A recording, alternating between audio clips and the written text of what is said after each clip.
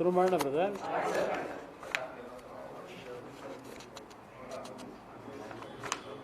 ಇತ್ತೀಚಿನ ಕಾಂಗ್ರೆಸ್ ಸರ್ಕಾರದ ಆಡಳಿತ ಬಂದ ನಂತರ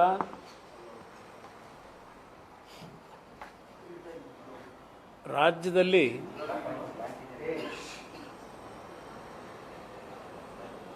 ಹಲವಾರು ಪರಸ್ಪರ ಕೆಸರೆಚಾಟ,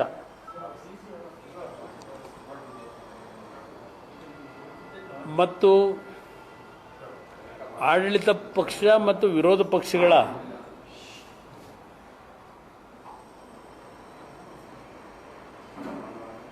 ಪರಸ್ಪರ ಟೀಕೆಗಳು ಸಹ ಏನಿದೆ,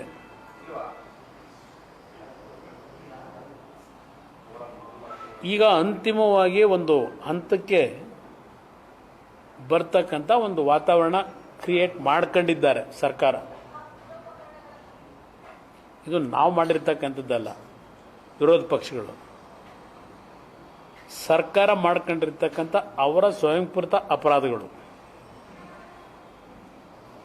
ಈ ನಡುವೆ ನನ್ನ ಹೆಸರು ಈಗ ತುಣುಕಾಕಿದೆ. ಸರ್ಕಾರದ ವತಿಯಿಂದ ಕುಮಾರಸ್ವಾಮಿಯ ಬಗ್ಗೆ ರಾಜ್ಯದ ಗೌರವಾನ್ವಿತ ರಾಜ್ಯಪಾಲರಿಂದ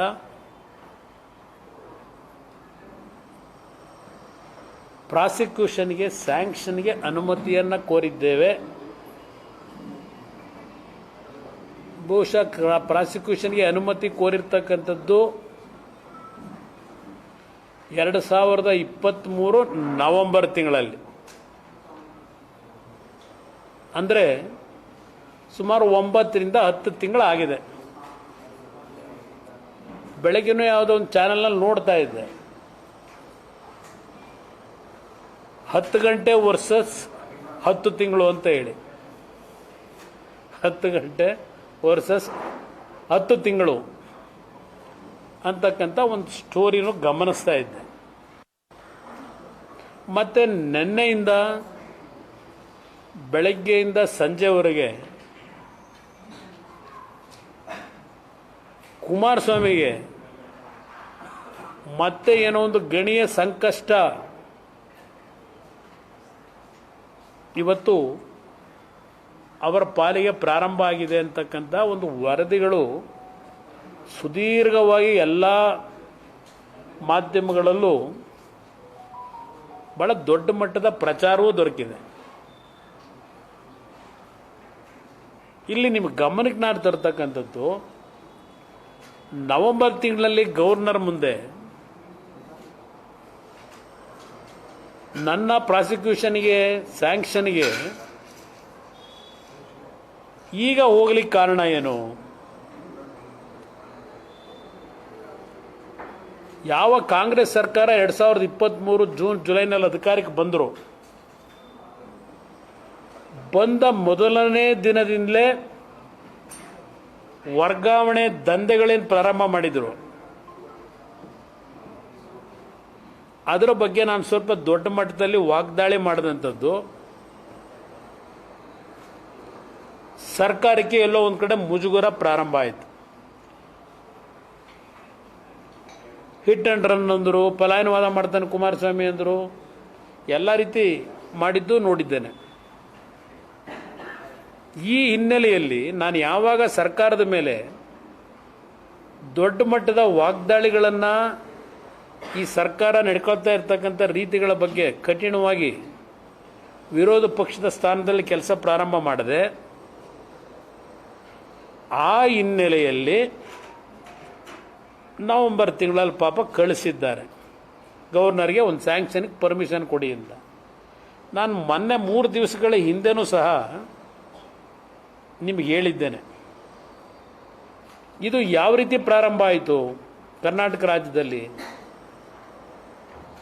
ನಾನು 2006 ಮುಖ್ಯಮಂತ್ರಿ ಆದ 2 ತಿಂಗಳಲ್ಲಿ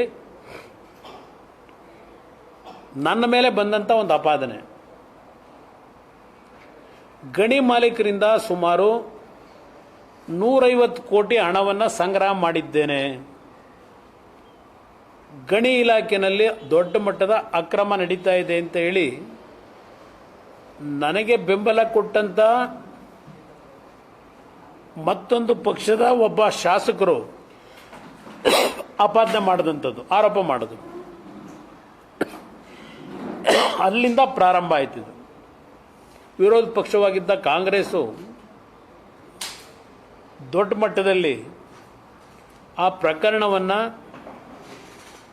ನನ್ನನ್ನು ಸಿಲುಕಿಸಬೇಕು ಅಂತ ಪಾಪ ಹೊರಟರು. ನಾನು ಅವತ್ತು ಸಹ ಹೇಳಿದ್ದೇನೆ, ವಿಧಾನಸಭೆ ಕಲಾಪದಲ್ಲಿ ಮೊನ್ನೆನೂ ಹೇಳಿದ್ದೇನೆ, ಇನ್ನೊಂದು ಸಲ ರಿಪೀಟ್ ಮಾಡಿದ್ದೀನಿ. ನಾನು ನನಗಿರ್ತಕ್ಕಂಥ ಶಾಸಕರ ರಕ್ಷಣೆಯನ್ನು ಪಡೆದು ನನ್ನ ಮೇಲಿರ್ತಕ್ಕಂಥ ಆಪಾದನೆಯನ್ನು ನಾನು ಶಾಸಕರ ಸಂಖ್ಯೆಯಿಂದ ರಕ್ಷಣೆ ಪಡೆಯಲ್ಲ, ಏಕಾಂಗಿಯಾಗಿ ನಾನು ಹೋರಾಟ ನಡೆಸಲಿಕ್ಕೆ ತಯಾರಾಗಿದ್ದೇನೆ, ಚರ್ಚೆ ಮಾಡಿ ವಿಧಾನಸಭೆಯಲ್ಲಿ ಅಂತ ಹೇಳಿದೆ. ಚರ್ಚೆನೂ ನಡೀತದೊಂದು ದೊಡ್ಡ ಇತಿಹಾಸ ಇದೆ, ಆಗೇನೇನಾಯಿತು ಅಂತ ಹೇಳಿ ಅದೆಲ್ಲ ಸುದೀರ್ಘವಾಗಿ ಹೇಳಲಿಕ್ಕೆ ಹೋಗಲ್ಲ. ಈಗ ಅದಾದ ಮೇಲೆ ಅಂತಿಮವಾಗಿ ನ್ಯಾಯಾಂಗ ತನಿಖೆ ಅಂತಕ್ಕಂಥದ್ದು ಒಂದು ಬಾರಿ ತೀರ್ಮಾನಕ್ಕೆ ಬರಬೇಕು ಅಂತ ಹೋದವು. ನ್ಯಾಯಾಂಗ ತನಿಖೆಯಲ್ಲಿ ಯಾರೂ ಅರ್ಜಿ ಹಾಕಲಿಲ್ಲ, ನನ್ನ ಮೇಲೆ ಏನು ಆಪಾದನೆ ಮಾಡಿದರು ವಿರೋಧ ಪಕ್ಷದವರು ಹಾಕಲಿಲ್ಲ, ನನಗೆ ಬೆಂಬಲ ಕೊಟ್ಟಂಥ ನನ್ನ ಮೇಲೆ ಆಪಾದನೆ ಮಾಡ್ತಕ್ಕಂಥ ನಮ್ಮ ಬೆಂಬಲಿತ ಪಕ್ಷದ ಶಾಸಕರು ಸಹ ಏನೂ ಅರ್ಜಿ ಹಾಕಲಿಲ್ಲ. ಆಗ ನಾನು ಅವತ್ತಿನ ಲೋಕಾಯುಕ್ತ ಅವರಿಗೆ ಸಂಪೂರ್ಣವಾಗಿ ಗಣಿಗೆ ಸಂಬಂಧಪಟ್ಟಂಥ ಎಲ್ಲ ರೀತಿಯ ಅಕ್ರಮಗಳ ಬಗ್ಗೆ ತನಿಖೆಗೆ ಆದೇಶ ಮಾಡಿದ್ವು. ತನಿಖೆಗೆ ಆದೇಶ ಮಾಡಿದವನು ನಾನೇ. ಅಲ್ಲಿಂದ ಈ ಒಂದು ಗಣಿ ಅಕ್ರಮದ ಪ್ರಕರಣಗಳು ಪ್ರಾರಂಭ ಆಯಿತು. ನಂತರ ಲೋಕಾಯುಕ್ತ ಅವರು ಬಹುಶಃ 2010, 2009, 2011 ಕೊಟ್ಟಿದ್ದಾರೆ, ರಿಪೋರ್ಟ್ ಕೊಟ್ಟರು. 2-3 ಟ್ರಂಕ್ಗಳಲ್ಲೇ ತಂದು ಕೊಟ್ಟಿದ್ದಾರೆ ಸರ್ಕಾರಕ್ಕೆ. 2-3 ಟ್ರಂಕೆ ತಗೊಂಬಂದು, ನೀವೆಲ್ಲ ಬಹುಶಃ ಮರ್ತು ಬಿಟ್ಟಿದ್ದೀರೋ ಏನೋ ಗೊತ್ತಿಲ್ಲ, ಲೋಕಾಯುಕ್ತ ಕಚೇರಿಯಿಂದ. ಅದರಲ್ಲಿ 3 ಜನ ಮಾಜಿ ಮುಖ್ಯಮಂತ್ರಿಗಳ ಬಗ್ಗೆನೂ ಕೆಲವು ವಿಷಯಗಳನ್ನು ಪ್ರಸ್ತಾಪ ಮಾಡಿದ್ದಾರೆ. ಎಸ್.ಎಂ. ಕೃಷ್ಣ ಅವರು, ಧರ್ಮಸಿಂಗ್ ಅವರು, ನನ್ನದು ಸಹ 3 ಸೇರಿ ಒಂದು ಚಾಪ್ಟರ್ಗಳಿದ್ದಾವೆ, ಬೇರೆ ಚಾಪ್ಟರ್ಗಳ ಜೊತೆಯಲ್ಲಿ. ಅದರಲ್ಲಿ ನನ್ನ 2 ತೀರ್ಮಾನಗಳು, ಜಂತ್ಕಲ್ಲು ಮತ್ತು ಸಾಯಿ ವೆಂಕಟೇಶ್ವರ, ಈ 2 ತೀರ್ಮಾನಗಳ ಬಗ್ಗೆ ಅವರು ಕೊಟ್ಟಿರ್ತಕ್ಕಂಥ ಯು.ವಿ. ಸಿಂಗ್ ಅವರು ಏನು ಕೊಟ್ಟಿರ್ತಕ್ಕಂಥ ವರದಿ ಏನಿದೆ, ಆ ವರದಿನಲ್ಲಿ ಅವತ್ತಿನ ಮುಖ್ಯಮಂತ್ರಿಗಳ 2 ಪ್ರಕರಣದಲ್ಲಿ we have seen the decision by the chief minister, some misconduct in his decision. That is the report ultimately 2 ಇಶ್ಯೂಗಳಿಗೆ. ಆದರೆ ನಾವು ಅವರ ಮೇಲೆ ಯಾವುದೇ ರೀತಿಯ ಆ್ಯಕ್ಷನ್ ಆಗಬೇಕು ಅಂತ ರೆಕಮೆಂಡ್ ಮಾಡಲ್ಲ, ಮುಂದಿನ ಸರ್ಕಾರಕ್ಕೆ ಬಿಟ್ಟಂಥದ್ದು ಅಂತ ಹೇಳಿದ್ದಾರೆ ಈ ಎರಡು ಪ್ರಕರಣದಲ್ಲಿ. ಇದು ಇರ್ತಕ್ಕಂಥ ಲೋಕಾಯುಕ್ತ ವರದಿ. ಇದರ ಮೇಲೆ ನಿಮಗೆಲ್ಲ ಗೊತ್ತಿದೆ, ಅವತ್ತು ನಮ್ಮಲ್ಲಿ 28 ಜನ ಶಾಸಕರಿದ್ದರು ವಿರೋಧ ಪಕ್ಷದಲ್ಲಿ. ಅವತ್ತಿನ ಸರ್ಕಾರಗಳ ಮೇಲೆ ಹಲವಾರು ರೀತಿಯ ಕಾನೂನು ಬಾಹಿರ ಚಟುವಟಿಕೆಗಳ ಬಗ್ಗೆ ದಾಖಲೆಗಳ ಸಮೇತ ಪ್ರತಿನಿತ್ಯ ಜನತೆ ಮುಂದೆ ನಿಮ್ಮ ಮುಖಾಂತರವೇ ಇಟ್ವು. ಆ ಒಂದು ಸಂಘರ್ಷದಲ್ಲಿ ನನ್ನ ಮೇಲೆ ವೈಯಕ್ತಿಕವಾಗಿ ಒಂದು 3-4 ಡಿನೋಟಿಫಿಕೇಷನ್ ಪ್ರಕರಣಗಳು ಮತ್ತು ಈ 2 ಸಾಯಿ ವೆಂಕಟೇಶ್ವರ ಮತ್ತು ಜಂತ್ಕಲ್ 2 ಬಗ್ಗೆನೂ ತನಿಖೆ ಆಗಬೇಕು ಅಂತಕ್ಕಂಥದ್ದು ಅವತ್ತಿನ ಸರ್ಕಾರದಲ್ಲಿ ತೀರ್ಮಾನ ಮಾಡ್ಕೊಂಡ್ರು. ಇದು ಪಾಪ ಸಿದ್ದರಾಮಯ್ಯನವರು ಕಂಡಿಡಿದು ಮಾಡಿರೋ ತನಿಖೆ ಅಲ್ಲ, ಇದು ಈಗಿನ ಕಾಂಗ್ರೆಸ್ ಸರ್ಕಾರದಲ್ಲಿ ಮಾಡಿರೋದಲ್ಲ. ಇದು ಇರ್ತಕ್ಕಂಥ ವಾಸ್ತವಾಂಶ. ನಂತರ ಏನಾಗುತ್ತೆ, ಈ ಯಾವ ಅಬ್ರಾಹಿಂ ಅವರು ಈಗ ಸರ್ಕಾರ ಹೇಳ್ತಾ ಇದೆ, ಕಾಂಗ್ರೆಸ್ ಸರ್ಕಾರ, ನಿನ್ನೆ ಅವರ ವಕೀಲರು ಹೈಕೋರ್ಟ್ನಲ್ಲಿ ವಾದ ಮಾಡಿದ್ದು ನೋಡಿದೆ, ಅಬ್ರಾಹಿಂ ಅವರ ಬ್ಯಾಕ್ಗ್ರೌಂಡ್ ಬಗ್ಗೆ ಪ್ರಶ್ನೆ ಮಾಡ್ಕೊಂಡಿದ್ದಾರೆ. ಬ್ಲ್ಯಾಕ್ ಮೇಲರು ಇದೆಲ್ಲ ಈಗ ಹೇಳಿದ್ದೀರಿ. ಸಿದ್ದರಾಮಯ್ಯನವರೇ, ನಾನು ನಿಮ್ಮನ್ನು ಕೇಳ್ತೇನೆ, ನೀವು 2014 ಮುಖ್ಯಮಂತ್ರಿ ಆದ ಮೇಲೆ 13ರಲ್ಲಿ SITನಿಂದ ತನಿಖೆ ಮಾಡ್ತೀನಿ ಅಂತ ಹೇಳಿ ಸುಪ್ರೀಂ ಕೋರ್ಟ್ ಮುಂದೆ ನಿಮ್ಮ ಸರ್ಕಾರ ಯಾವ ವಿಷಯಗಳ ಬಗ್ಗೆ ಅರ್ಜಿ ಹಾಕೊಂಡ್ರಿ SIT ಮುಖಾಂತರ? ಇದೇ ಅಬ್ರಾಹಿಂ ಅವರು ಸುಪ್ರೀಂ ಕೋರ್ಟ್ ಮುಂದೆ ಹೋಗಿ ಅರ್ಜಿ ಹಾಕಿದ್ದ ಆ ಒಂದು ಅರ್ಜಿಗಳ ಬಗ್ಗೆ ತಾನೇ ತನಿಖೆಗೆ ನೀವು ಆದೇಶ ಮಾಡ್ತೀವಿ ಅಂತ ಕೋರ್ಟ್ ಮುಂದೆ ಹೋಗಿದ್ದು SIT ಮುಖಾಂತರ. ಈಗ ಅಬ್ರಾಹಿಂ ಅವರು ನಿಮಗೆ ಬ್ಲ್ಯಾಕ್ ಮೇಲರ್ ಅಂತ ಕಾಣ್ತಾ ಇದೆ. ಅವತ್ತು ಅವರಿಗೆ ನಿಮ್ಗೆ ಹೀರೋ ಅಬ್ರಾಹಿಂ ಅವರು. ಅಬ್ರಾಹಿಂ ಏನು ಮಾಡಿದ್ರು, ಇಲ್ಲಿ ನಿಮ್ಮ ಕೋರ್ಟ್ ಹಾಲ್ ನಂಬರ್ 23 ರಲ್ಲಿ 2011 ಅವರು ಕೋರ್ಟ್ಗೆ ಹೋಗ್ತಾರೆ. 2011ರಲ್ಲಿ 3/12/2011ರಲ್ಲಿ additional city civil and sessions court 23ನೇ ಕೋರ್ಟ್ ಹಾಲ್ ನಂಬರು, ಅಲ್ಲಿ ಅವರು ಪ್ರೈವೇಟ್ ಕಂಪ್ಲೇಂಟ್ನ ಫೈಲ್ ಮಾಡ್ತಾರೆ. ಆ ಪ್ರೈವೇಟ್ ಕಂಪ್ಲೇಂಟ್ನ ಫೈಲ್ ಮಾಡಿದ್ದು SM ಕೃಷ್ಣ ಅವ್ರ ಮೇಲೆ, HD ಕುಮಾರಸ್ವಾಮಿ ಮೇಲೆ, ಧರ್ಮಸಿಂಗ್ ಅವ್ರ ಮೇಲೆ. ಅಲ್ಲಿ ಆ 23ನೇ ಕೋರ್ಟ್ ಹಾಲ್ನಲ್ಲಿ, additional city civil and session court ಹಾಲ್ನಲ್ಲಿ ನೀವು ಲೋಕಾಯುಕ್ತ ಇನ್ವೆಸ್ಟಿಗೇಟ್ ಏನು ಮಾಡಿದ್ದಾರೆ, ನೀವು ಅಲ್ಲೇ ಲೋಕಾಯುಕ್ತ ಮುಂದೆನೇ ಅರ್ಜಿ ಹಾಕೊಳ್ಳಿ ಅಂದರು. ಇನ್ವೆಸ್ಟಿಗೇಷನ್ಗೆ ಕೇಸಲ್ಲೇ ಮಾಡ್ಕೊಳ್ಳಿ ಅಂತ 3/12/2011ರಲ್ಲಿ. 8/12/2011ಕ್ಕೆ ಇದೇ ಪ್ರಿವೆನ್ಷನ್ ಆಫ್ ಕರಪ್ಷನ್ ಆಕ್ಟಲ್ಲಿ ಫಾರೆಸ್ಟ್ ಕನ್ಸರ್ವೇಷನ್ ಆ್ಯಕ್ಟು ಇದೆಲ್ಲ ಎಲ್ಲ ಇದೆ, ಅದೆಲ್ಲ ಡೀಟೇಲ್ ಬೇಡ. ಇದೆಲ್ಲವನ್ನ ಇಟ್ಕೊಂಡು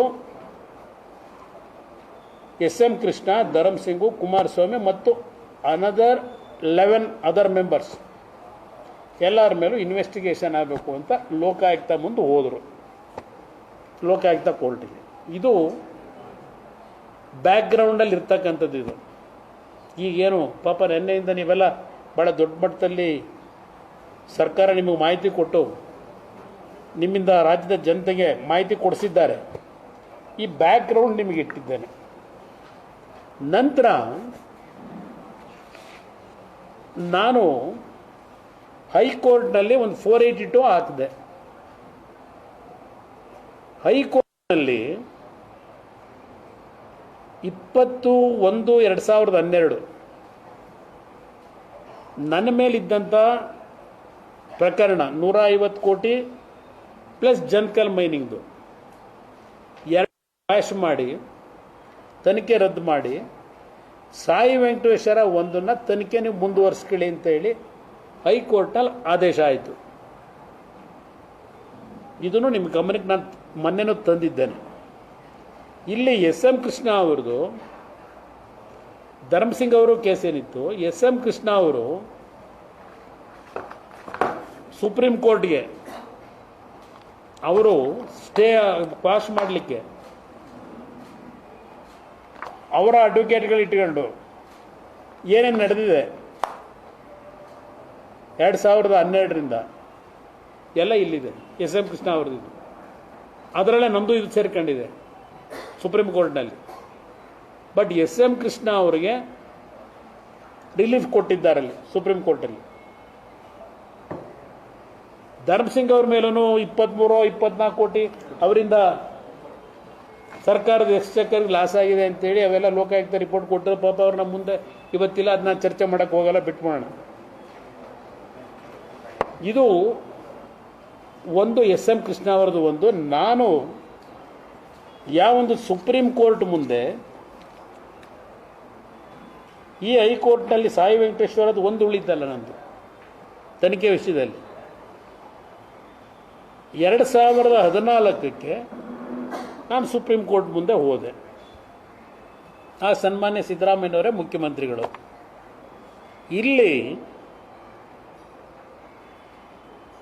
ಯಾವೊಂದು ಹೈಕೋರ್ಟ್ನ ಆದೇಶ ಮಾಡಿದ್ರು ಅದರ ಬಗ್ಗೆ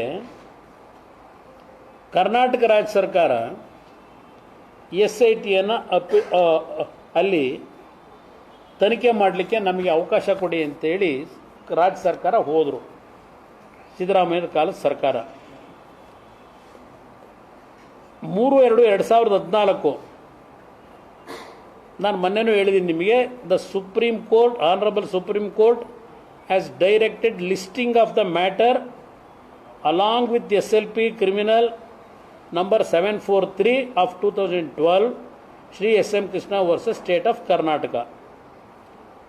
ದೆನ್ 2017ಕ್ಕೆ ಇದನ್ನು ನಾನು ಹಾಕಿದ ಕೇಸ್ನ ಅದಕ್ಕೆ ಲಿಸ್ಟ್ ಮಾಡ್ಕೊಳ್ಳಿ, SM ಕೃಷ್ಣ ಅವ್ರದ್ದು ಬರುತ್ತಲ್ಲ ಅದರಲ್ಲೇ ಲಿಸ್ಟ್ ಮಾಡ್ಕೊಳ್ಳಿ ಅಂತೇಳಿ 2014ರಲ್ಲಿ 3/2/2014ಕ್ಕೆ ಸುಪ್ರೀಂ ಕೋರ್ಟ್ ಒಂದು ತೀರ್ಪು ಕೊಟ್ಟಿದ್ದು ಆದೇಶ. 2017ರಲ್ಲಿ ಸ್ಪೆಷಲ್ ಇನ್ವೆಸ್ಟಿಗೇಷನ್ ಟೀಮ್ ಆಗಿ ಬಂತು. ಅಷ್ಟರೊಳಗೆ ಅವತ್ತು ಸಹ ಈ ಸರ್ಕಾರದ ಸಿದ್ದರಾಮಯ್ಯ ಕಾಲದ ಸರ್ಕಾರ ಯಾವ ರೀತಿಯಲ್ಲಿ ನಾನು ಹೋರಾಟ ನಡೀತಾ ಇತ್ತಲ್ಲ ಆಗಲೂ ಸಹ ಪಾಪ ಅವರಿಗೆ ಇರಿಸು ಮುರುಸು ಏನಾದರೂ ಮಾಡಿ ಕುಮಾರಸ್ವಾಮಿನ ಜೈಲಿಗೆ ಕಳಿಸ್ಲೇಬೇಕು ಅಂತ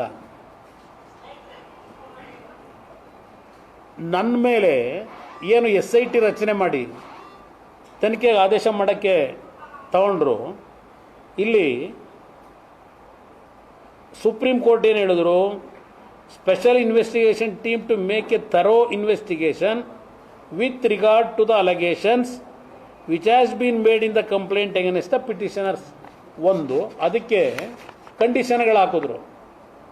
it was further directed that the SIT shall file a report before the court in respect of the investigation, so to be carried out within a period of 3 months. 2017 ಕೊಟ್ಟಿದ್ದು from the date of order 2017, ಇವತ್ತು 2024. It was made clear that no other court shall pass any other orders with regard to these matters till the matter are finally decided by the Honorable Supreme Court. It was directed that the interim order dated 16/11/2016 passed about SM Krishna shall continue ಅಂದರು. ಅವ್ರಿಗೆ stay continue ಮಾಡ್ಕೊಂಡ್ರು. ಇದು ತನಿಖೆ ಅಂತ ಆಯಿತು. ಇಲ್ಲಿ ಉದಯವಾಣಿ ಕೊಡೋಣ, ಸುಮ್ಮನೆ ಪಾಪ ಇದನ್ನು ಬರೆದಿದ್ದೀರಿ ಪಾಪ.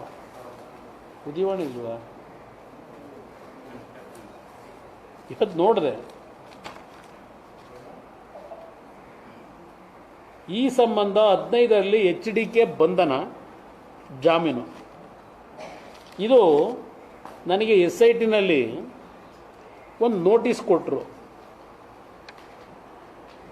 ನಾನು SITಗೆ ಆ ನೋಟಿಸ್ನ ಅಕ್ಸೆಪ್ಟ್ ಮಾಡಿ ಹೋಗಿ ಡೈರೆಕ್ಟಾಗಿ ಭೇಟಿ ಮಾಡಬೇಕು ಅಂತ ತೀರ್ಮಾನಕ್ಕೆ ಬಂದೆ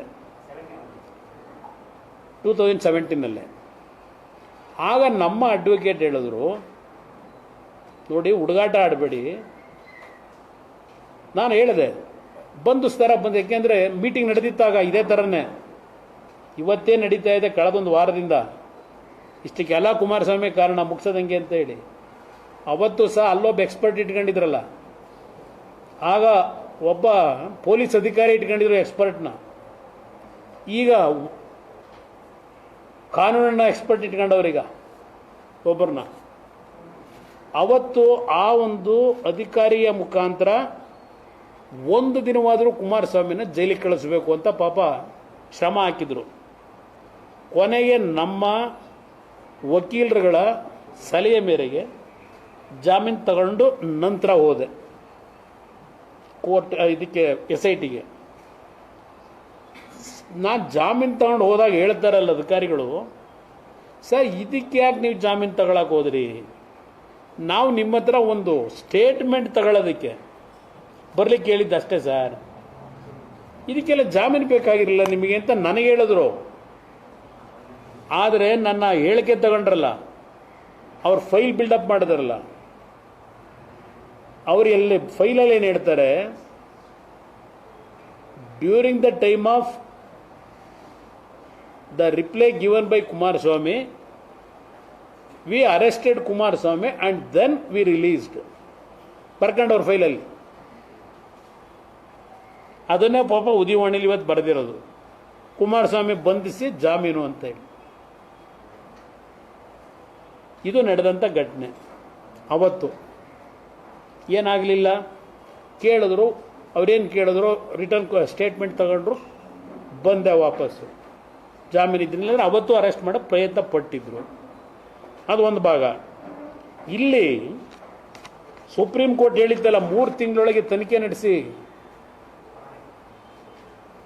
ಕೋರ್ಟ್ ಮುಂದೆ ಬನ್ನಿ ಅಂತ ಹೇಳಿ, ಇನ್ನು ಯಾವ ಕೋರ್ಟ್ ಮುಂದೆ ನೀವು ಹೋಗಬಾರ್ದು ಅಂತ ಹೇಳಿ.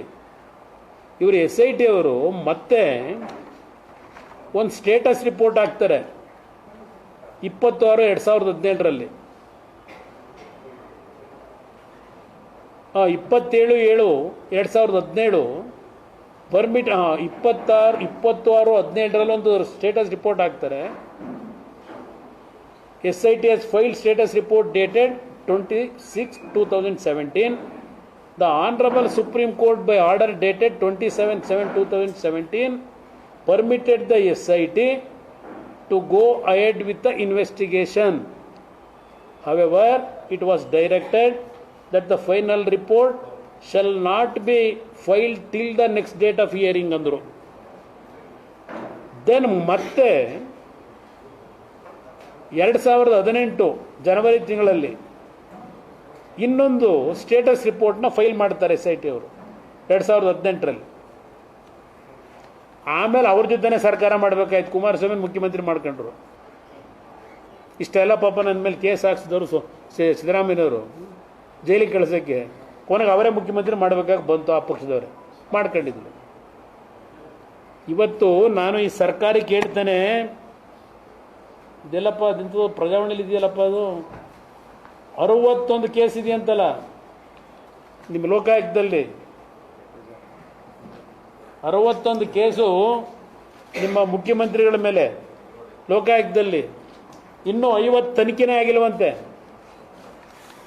ತನಿಖೆ ಹಂತಕ್ಕೆ ಬರಲಿಲ್ವಂತಲ್ಲ. 50 ಕೇಸು ಬರೆದವರೇ ಇಲ್ಲಿ. 50 ಕೇಸು, 61 ಕೇಸು. ಸಿದ್ದರಾಮಯ್ಯ ವಿರುದ್ಧ 62ನೇ ಕೇಸ್ ದಾಖಲಾಗಿದೆ ಲೋಕಾಯುಕ್ತದಲ್ಲಿ. ಈಗಾಗಲೇ ಸಿದ್ದರಾಮಯ್ಯ ವಿರುದ್ಧ ಇವೆ 61 ಕೇಸುಗಳು. ಭ್ರಷ್ಟಾಚಾರ, ಕರ್ತವ್ಯ ಲೋಪ ಆರೋಪದಡಿ ದಾಖಲಾಗಿರುವ ಕೇಸುಗಳು ಇವೆಲ್ಲ. ಅದರಲ್ಲಿ ಇನ್ನೂ ಸಹ ತನಿಖೆಯಾಗದೆ ಉಳಿದಿವೆ 50 ಕೇಸುಗಳು. 14, 15, 15, 16 ಎಷ್ಟೆಷ್ಟು ಅಂತ ಎಲ್ಲ ಒಂದು ಪತ್ರಿಕೆಯಲ್ಲಿ ಡೀಟೇಲ್ ಬರೆದವ್ರೆ. ಲೋಕಾಯುಕ್ತ ಸಿದ್ದರಾಮಯ್ಯ ವಿರುದ್ಧ 50 ಪ್ರಕರಣ. ಪಾಪ ಅವ್ರು ಹೇಳ್ತಾರೆ, ವಿಶ್ವನಾಥ್ ಶೆಟ್ಟರ್ ಇದ್ರಾಗ ಸುಮಾರು 7,000 ಕೇಸವೇ ಸೀನಿಯಾರಿಟಿ ಮೇಲೆ ಜ್ಯೇಷ್ಠತೆಯ ಆಧಾರದಲ್ಲಿ ಪ್ರಕರಣಗಳ ವಿಚಾರಣೆ ನಡೆಸಲಾಗುತ್ತಿದೆ. ಯಾವುದೇ ಪ್ರಕರಣಗಳ ವಿಚಾರಣೆ ವಿಳಂಬ ಮಾಡಿಲ್ಲ. ಇದು ನಾನು ಹೇಳ್ತಿರೋದಲ್ಲ, ಪತ್ರಿಕೆಯಲ್ಲೇ ಬಂದಿರೋ ಸುದ್ದಿ. 61 ಕೇಸು ಲೋಕಾಯುಕ್ತದಲ್ಲಿ ಮುಖ್ಯಮಂತ್ರಿಗಳ ಮೇಲೆ ಫೈಲ್ ಆಗಿರ್ತಕ್ಕಂಥದ್ದು. ಇವರು ನಾನದು ತೆರೆದ ಪುಸ್ತಕ, ನಾನು ಬೀಂದುಳದ ನಾಯಕ, 2ನೇ ಬಾರಿ ಮುಖ್ಯಮಂತ್ರಿ ಆಗಿದ್ದನ್ನು ಸಹಿಸಲಾರದೆ, ಹೊಟ್ಟೆ ಉರಿ, ಹೊಟ್ಟೆ ಕಿಚ್ಚು,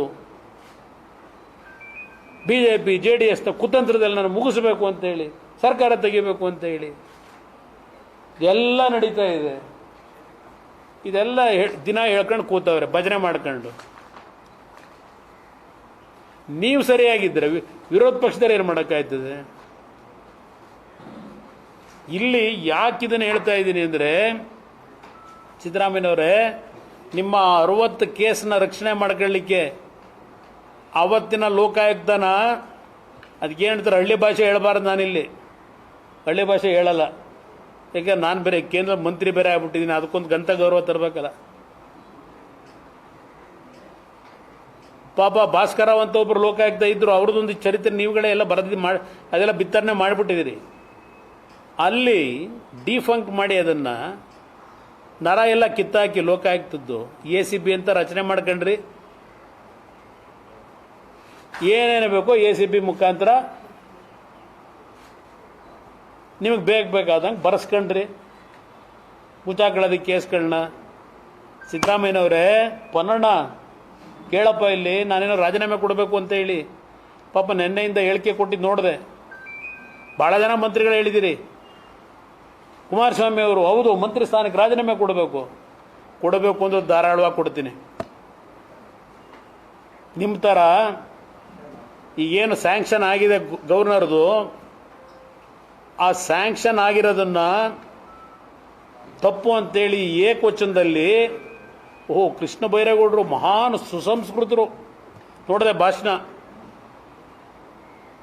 ಭಾಷಣ ಏನೇನು ಪದ ಬಳಕೆ ಗವರ್ನರ್ ಮೇಲೆ, ಸಂವಿಧಾನದ ಬುಕ್ ಬೇರೆ ಇಟ್ಕೊಂಡು ಏನು ಪ್ರದರ್ಶನ. ಇವತ್ತು ಒಬ್ಬ ಗವರ್ನರ್ ಕೊಟ್ಟಂತ ಪ್ರಾಸಿಕ್ಯೂಷನ್ ಪರ್ಮಿಷನ್ಗೆ ಇವತ್ತು ಯಾವ್ಯಾವ ಮಟ್ಟಕ್ಕೆ ಗವರ್ನರ್ನ ಆ ಒಂದು ಸ್ಥಾನವನ್ನು ಇಳಿಸಿದ್ದೀರಿ, ಸಂವಿಧಾನ ಹೆಡ್ಡನ್ನು, ನಾಚಿಕೆ ಆಗಬೇಕು ನಿಮಗೆ. ಇದೇ ಕುಮಾರಸ್ವಾಮಿ 2018 ಮನಸ್ಸು ಮಾಡಿದರೆ ಇವೆಂಥವ ಕೇಸ್ಗಳಿದ್ವಲ್ಲ, ಇವೆಲ್ಲ ಮುಚ್ಚಾಕಿಸ್ಲಿಕ್ಕೆ ಆಗ್ತಿರ್ಲಿಲ್ವ ನನ್ನ ಕೈಲಿ? ಪಾಪ ಈಗ ಕೆದಿಕೊಂಡು ಕೂತಿದ್ದೀರಲ್ಲ 2011-12 2 ಸೆಕೆಂಡಲ್ಲಿ ಮುಚ್ಚಾಕಿಸ್ಬೋದಾಗಿತ್ತು. ಪಾಪ ಅಧಿಕಾರಿಗಳು, ಕೆಲವರು ಪಾಪ ದೊಡ್ಡ ಸೀನಿಯರ್ ಅಧಿಕಾರಿಗಳು ಹೇಳ್ತಾರೆ, ಸಾರ್ ಬೈಬೇಡಿ ಸಾರ್ ಅಂತಾರೆ. ಏನು ಮಾಡೋದು? ಯಾವ ಸರ್ಕಾರ ಇದ್ರೂ ಆ ಸರ್ಕಾರದ ಮುಖ್ಯಸ್ಥರು ಹೇಳ್ದಂಗೆ ಮಾಡಬೇಕಲ್ಲ. ನಾವು ಏನು ಮಾಡೋದು? ನಮ್ಮ ಪವರ್ ಲಿಮಿಟೇಷನ್ನು ಸರ್. ಅಧಿಕಾರಿಗಳನ್ನ ಬೈಬೇಡಿ ಸಾರ್ ಅಂತಾರೆ. ನಾನು ಮನಸ್ಸು ಮಾಡಿದರೆ ಸಿದ್ದರಾಮಯ್ಯನವರೇ, ಪನ್ನಣ್ಣವರೇ, ನಾನು ಇದನ್ನೆಲ್ಲ ಮುಚ್ಚಾಕೊಳ್ಳೋಕ್ಕಾಯ್ತಿರ್ಲಿಲ್ಲ. ಇದು ಯಾವುದೋ ಪದ ಬಳಸಲ್ಲ. ಇದನ್ನು 5 ನಿಮಿಷದಲ್ಲಿ ಕ್ಲೋಸ್ ಮಾಡಿಸ್ಬೋದಾಗಿತ್ತು. ನಾನು ಆ ಕೆಲಸ ಮಾಡೋಕ್ಕೆ ಹೋಗಲಿಲ್ಲ. ಈಗ 2 ದಿವಸದಿಂದ ಇನ್ನೊಂದು ಕೆದಕವ್ರೆ, ಅದು ಎಂಥದೋ ಒಂದು ಕೇಸ್ನ. ಯಾರೋ ಮುಗ್ದಮ್ ಅಂತಲಂತೆ, ಅವನೇವನೋ DYSP. ಸಾರ್ ಬಿಡಿ ಸಾರ್, ನನಗೆ ನೋಟಿಸ್ ಕೊಟ್ಟು ಕರೆಸ್ತೀನಿ ಆಫೀಸ್ಗೆ ಅಂತ ಹೇಳೋನಂತೀಗ. ಯಾರೋ ಮುಗ್ದಮ್ ಅಂತ ಹೇಳಿ DYSP ಕೂತು ಚರ್ಚೆ ಮಾಡೋರೆ. ಏನಾಗುತ್ತೋ ಅಲ್ಲಿ ಒಂದು ನೋಟಿಸ್ ಕೊಟ್ಟು ಕುಮಾರಸ್ವಾಮಿಗೆ ಇನ್ನೊಂದು ಮುಜುಗರ ಆಗಬೇಕು, ಕರೆಸ್ಬೇಕು ಅಂತೇಳಿ. ಕರೆಸ್ಲಿ, ಏನಿದೆ ಅದರಲ್ಲಿ? ಅವನು ಯಾವನೋ DYSP ಅಂತ ಮುಗ್ದಮ್ ಅಂತ, ಬಸವರಾಜರು ಮುಗ್ದಮ್ಮ. ಬಿಡಿ ಸಾರ್, ನನಗೆ ಕೊಟ್ಬಿಡಿ ಸರ್, ನಾನು ಕರೆಸ್ತೀನಿ, ಗೊತ್ತು ನನಗೆ, ನೋಟಿಸ್ ಕೊಟ್ಟು ಅಂತ ಹೇಳೋರಂತ. ಪಾಪ ಅದೊಂದಿಗೆ ನಡೀತಾ ಇದೆ, ನಡೆಸಲಿ. ಇದಕ್ಕೆಲ್ಲ ಎದುರಲ್ಲ ಪಾಪ ನಮ್ಮ ಡೆಪ್ಟಿ CM ಹೇಳೋರೆ. ಸಿದ್ದರಾಮಯ್ಯನವರು ಅವರ ರಕ್ತದಲ್ಲೇ ಭಯ ಅನ್ನೋದಿಲ್ಲ ಅಂತ ಅದನ್ನು ಹೇಳ್ಕೊಂಡವ್ರು, ಏನೋ ಪದ ಬಳಸವ್ರು, ಯಾರಿಗೂ ಎದರಲ್ಲ ಅಂತೇಳಿ. ನೀವ್ಯಾರು ಎದರಲ್ಲ ಅನ್ನೋದು ಗೊತ್ತು ನನಗೆ. ಯಾವ್ಯಾವ ರೀತಿ ಸಂವಿಧಾನದ ಸಂಸ್ಥೆಗಳನ್ನು ಎಷ್ಟೆಷ್ಟು ಮಟ್ಟಿಗೆ ಹೇಗೆ ದುರುಪಯೋಗ ಪಡಿಸ್ಕೊಂಡಿದ್ದೀರಿ, ಸಾವಿರಾರು ಉದಾಹರಣೆ ಕೊಡಬಲ್ಲೆ, ಆದ್ರೆ ಮಾತಾಡಾಗಿಲ್ಲ. ಇದೊಂದು ಭಾಗ. ಈಗ ನನ್ನ ಮೇಲೆ ಏನೋ ಆಗೋಗಿದೆ ಅಂತೇಳಿ ಪ್ರಾಸಿಕ್ಯೂಷನ್ಗೆ ಕೇಳ್ತಾ ಇದ್ದೀರಲ್ಲ, ಇಲ್ಲಿ ನಾನು ನಿಮ್ಮನ್ನು ಕೇಳೋದು, ಸುಪ್ರೀಂ ಕೋರ್ಟ್ ನಿಮ್ಗೆ ಏನು ಹೇಳಿದೆ, ತನಿಖೆ ನಿಮಗೆ ಮಾಡೋಕ್ಕೆ ಆದೇಶ ಮಾಡಾಯಿತು, ತನಿಖೆನೂ ಮಾಡಿದ್ದೀರಿ ನನ್ನ ಮೇಲೆ. ಸುಪ್ರೀಂ ಕೋರ್ಟ್ ಹೇಳಿರೋದೇನು, finally till the matters are finally decided by the honourable Supreme Court. ಇಲ್ಲಿವರೆಗೆ ಏನಾದರೂ ನೀವು ಕಂಪ್ಲೀಷನ್ ರಿಪೋರ್ಟ್ ಇನ್ವೆಸ್ಟಿಗೇಷನ್ದು ಸುಪ್ರೀಂ ಕೋರ್ಟ್ ಮುಂದೆ ಹೋಗಿ ಕೊಟ್ಟಿದ್ದೀರಾ? Even 14/5/24 matter was listed in Supreme Court. Then Honorable Supreme Court has directed listing of the matter in second week of July ಅಂದರು. ನಿಮ್ಮ ತನಿಖೆ ಇನ್ವೆಸ್ಟಿಗೇಷನ್ ಕಂಪ್ಲೀಟ್ ಆಗಿದ್ರೆ ಯಾತಕ್ಕೆ ಇಲ್ಲಿವರೆಗೆ ಸುಪ್ರೀಂ ಕೋರ್ಟ್ನ ಮುಂದೆ ಹೋಗಿ ಇದನ್ನು ಸಲ್ಲಿಸಿಲ್ಲ? ನಾನೀಗೇನೋ ಮಂತ್ರಿ ಆಗಿರೋದು 2 ತಿಂಗಳ ಮುಂಚೆ. ಈಗ ನಾನು ಬೇಕಾದ ತನಿಖೆ ಮಾಡಬೇಕಾದ್ರೆ SIT ಅವರು, ಸುಪ್ರೀಂ ಕೋರ್ಟು, ನೀವು ತನಿಖೆಗೆ ಹೋಗೋದಕ್ಕಿಂತ ಮುಂಚೆ ಗವರ್ನರಿಂದ ಸ್ಯಾಂಕ್ಷನ್ ತಗೊಳ್ಳಿ ಅಂತ ಹೇಳಿದ್ರ,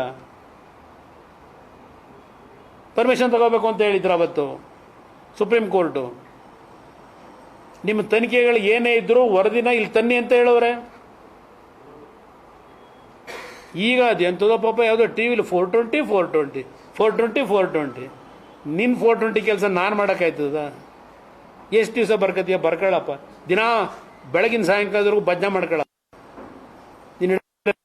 ನಾನೇನು ಯಾವುದೇ ಕಾರಣಕ್ಕೂ ನಮ್ಮ ಪಕ್ಷ ನೀವೆಷ್ಟೇ ಕೆರಳಿಸಿದ್ರು ನನ್ನ ಕಾರ್ಯಕರ್ತರಿಗೆ ಡೈರೆಕ್ಷನ್ ಕೊಟ್ಟಿದ್ದೇನೆ, ಯಾವುದೇ ರೀತಿ ಅಹಿತಕರ ಘಟನೆಗಳಿಗೆ ಆಗಬೇಡಿ ಅಂತ. ಅದಿರಲಿ, ಇನ್ನೂ ಹೇಳ್ತೀನಿರಪ್ಪ, ಇನ್ನೂ ಭಾಳ ವಿಷಯ ಇದೆ. ಹಾಂ, ಯಾಕೆ ಕೊಟ್ಟಿರೋದು? ಯಾಕೆ ಸುಪ್ರೀಂ ಕೋರ್ಟ್ ಇವ್ರಿಗೆ ಏನು ಹೇಳವ್ರೆ? ಸುಪ್ರೀಂ ಕೋರ್ಟ್ ಮುಂದೆ ಇಲ್ಲಿವರೆಗೆ ಏನು ವರದಿ ಕೊಟ್ಟಿದ್ದೀರಿ? ಸುಪ್ರೀಂ ಕೋರ್ಟ್ ಹೇಳಿರೋದು 2016ರಲ್ಲಿ 3 ತಿಂಗಳ ವರದಿ ಇನ್ವೆಸ್ಟಿಗೇಷನ್ ಮಾಡಿ ಫೈಲ್ ಮಾಡಿ ಅಂತ ಹೇಳಿದ್ರು. ಕೋರ್ಟ್ ಮುಂದೆ ಹೋಗಿ, ಗವರ್ನರ್ ಮುಂದೆ ಹೋಗಿ ಅಂತ ಹೇಳಿದ್ರ. 2017ರಲ್ಲಿ 3 ತಿಂಗಳು ಕೊಟ್ಟಿರೋದು, ಇವತ್ತು 2024.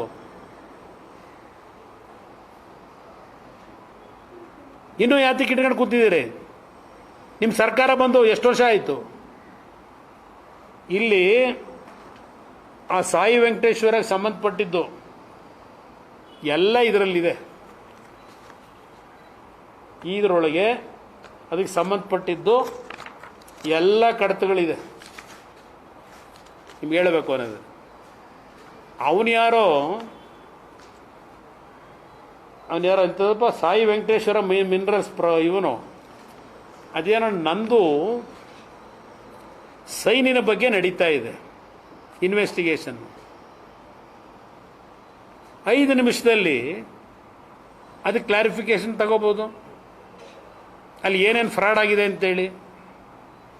ಈ ಕಂಪನಿ ಕೋರ್ಟ್ಗಳನ್ನೇ ಯಾಮಾರಿಸಿದ್ದಾನೆ. ಎಲ್ಲ ಡಾಕ್ಯುಮೆಂಟ್ ಇಲ್ಲಿದೆ. ಇಲ್ಲಿ ಕೋರ್ಟ್ಗಳನ್ನೇ ಯಾಮಾರಿಸಿದ್ದಾನೆ. ಅವತ್ತಿನ ರಾಜ್ಯಪಾಲರು 2007 ಡಿಸೆಂಬರ್ ತಿಂಗಳಲ್ಲಿ ಅವ್ರ ಮುಂದೆ ಅರ್ಜಿಯನ್ನು ಕೊಟ್ಕೊಂಡಿದ್ದ. ಈಗ ನಾನೇನೋ ಸೈನ್ ಹಾಕಿದ್ದೀನಿ ಅಂತ ಹೇಳ್ತಾರಲ್ಲ, ಆ ಸೈನ್ನಲ್ಲಿ ನಾನು ಏನು ಆದೇಶ ಮಾಡಿದ್ದೆ, ಅದೇ ದಿವಸ ಅವನಿಗೆ ನಿಮ್ಮ ಮೈನಿಂಗ್ ಇಲಾಖೆಯವರು ಆದೇಶದ ಪತ್ರ ಕೊಟ್ರಲ್ಲ, ಅದರಲ್ಲಿ ಹೆಸರೇನಂತ ಬರೆದವ್ರೆ. ತನಿಖೆ ಮಾಡಿದ್ದೀರಾ ನೀವೆಲ್ಲ? ಏನೇನಿದೆ, ಏನೇನು ಫ್ರಾಡ್ ಆಗಿದೆ ಅವತ್ತಿದ್ದಿಲ್ಲೇ. ಅಲ್ಲಿ ಒಬ್ಬ ಅಧಿಕಾರಿ 20 ಲಕ್ಷ ಅವನ ಮಗನ ಅಕೌಂಟಿಗೆ ತಗೋತಾನೆ. ಅದೆಲ್ಲ ನಾನು ಫೈಂಡ್ ಔಟ್ ಮಾಡಿ ಅಧಿಕಾರಿ ಅವನ 20 ಲಕ್ಷ ಮಗನ ಅಕೌಂಟಿಗೆ ತಗೊಂಡಿದ್ದ ಇವನಿಂದ. ನಿಮ್ಮ ಪೊಲೀಸ್ ಇಲಾಖೆಯವರು ಹುಡುಕಿದ್ರ ಅದನ್ನ? ನನ್ನ ಎದುರಿಸ್ತೀರ ನೀವು, ಅಧಿಕಾರ ಇದೆ ಅಂತೇಳಿ. ಪೊನ್ನಣ್ಣ, ನಿನ್ನ ಕಾನೂನು ನೀನು ಒಬ್ಬನೇ ಬದುವಂತ ಅಲ್ಲ, ಭಾಳ ಜನ ಇದ್ದಾರೆ ದೇಶದಲ್ಲಿ. ಏನೇ ನಡೆಸ್ತಾ ಇದ್ದೀರಿ, ನೆನ್ನೆ ರಾತ್ರಿನೂ ಯಾವ್ಯಾವ ಮೀಟಿಂಗ್ ನಡ್ಕೊಂಡು ಮಾಡಿಸಿದಿರಿ, ಅಲ್ಲಿ ವರದಿ ಕೊಡೋರು ಅವರೇ, ಮುಖ್ಯಮಂತ್ರಿ ಮನೆಯಿಂದಲೇ ಕೊಡ್ತಾರೆ ಏನೇನು ನಡೀತಿದೆ ಅಂತ ಹೇಳಿ. ಏನು ರಾತ್ರಿ ನಮ್ಮ ಕಾನೂನು ತಜ್ಞರು ಸರ್ ಹಂಗೆ ಮಾಡ್ಬೋದು, ಹಿಂಗೆ ಮಾಡ್ಬೋದು, ಏನು ಮಾಡ್ತೀಯಪ್ಪ, ಏನಿದೆ ಇದರಲ್ಲಿ? ಅದು ಇನ್ನೊಂದು ಹಾಂ ಏನಣ್ಣ, ಇನ್ನೊಂದು ಕವರ್ ಇರ್ಬೇಕಲ್ಲ, ಅದಲ್ಲ ಅದಲ್ಲ ಅದಲ್ಲ ಅದಲ್ಲ ಇನ್ನೊಂದು ಕವರ್ ಇತ್ತಲ್ಲ, ಆ ಕೋರ್ಟ್ ಇಲ್ಲೇ ಇದೆಯಾ ಇಲ್ಲಿ? ಭಾಳ ಭಾಳ ಅದ್ಭುತ. ಯಾಕೆಂದರೆ ನಾನು ಇವೆಲ್ಲ ಈಗ ಡಾಕ್ಯುಮೆಂಟ್ ರಿಲೀಸ್ ಮಾಡಿದ್ರೆ ಅವ್ರದ್ದ ಇದೆಯೋ ಇಲ್ವೋ ಗೊತ್ತಿಲ್ಲ, ಸರ್ಕಾರದ ಮಟ್ಟದಲ್ಲಿ ಡಾಕ್ಯುಮೆಂಟ್ ಇದೆಯೋ ಇಲ್ವೋ ಗೊತ್ತಿಲ್ಲ, ಇವೆಲ್ಲ ಭದ್ರವಾಗಿ ಇಟ್ಕೊಂಡಿದ್ದೀನಿ. ಸದ್ಯ ನಮ್ಮ ಅಪ್ಪ ಅದೊಂದು ಕಲಿಸ್ಕೊಟ್ಟವ್ರು ನಮಗೆ. ಯಾಕೆಂದ್ರೆ ಅವ್ರಿಗೆ 77ರಿಂದ ಅನುಭವಿಸೋರಲ್ಲ.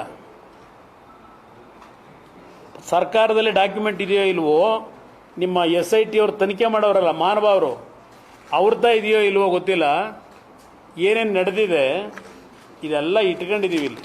ಇದೆ ಬೇರೆ ವಿಷಯ, ಇದು ಎಲ್ಲ ಕೋರ್ಟ್ ಆದೇಶಗಳದಿತ್ತಲ್ಲ ಇದ್ರ ಬಗ್ಗೆ. ಇನ್ನೂ ಬ್ರದರ್ ನಿಮ್ಗೆ ಹೇಳಬೇಕು ಅನ್ನೋದಾದರೆ ಎಲ್ಲೋಯ್ತು ಅದು, ಇನ್ನೊಂದು ಶೀಟ್, ಇನ್ನೊಂದು ಕವರ್ ಇಲ್ಲ ಇಲ್ಲಿ.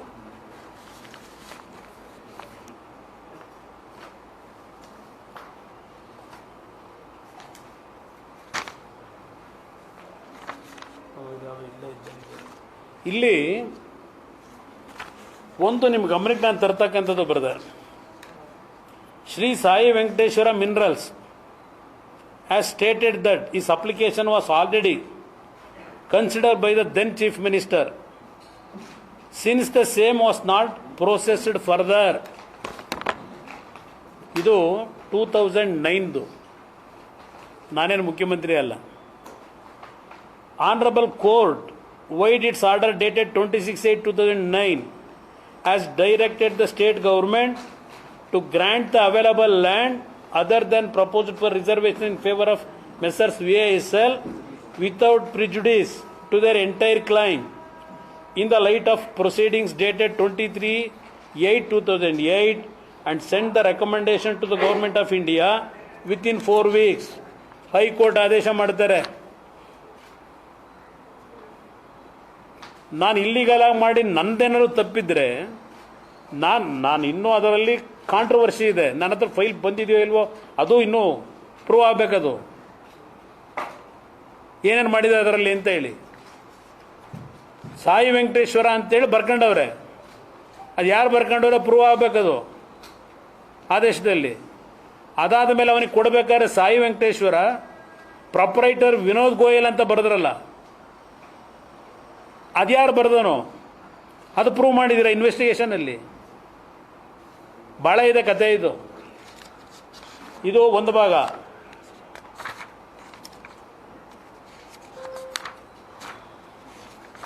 ಹಲವಾರು ಡಾಕ್ಯುಮೆಂಟ್ಗಳು ಇಲ್ಲಿ ಇಟ್ಕೊಂಡಿದ್ದೀವಿ, ಅದೇನು ತೊಂದರೆ ಇಲ್ಲ.